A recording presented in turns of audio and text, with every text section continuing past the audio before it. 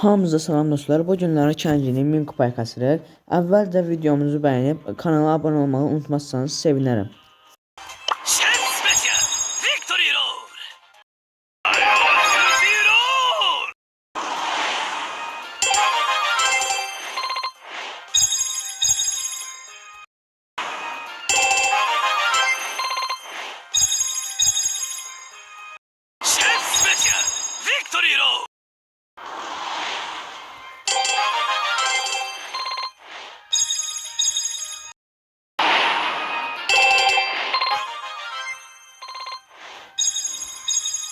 Və beləliklə 1000 kupaya son maç.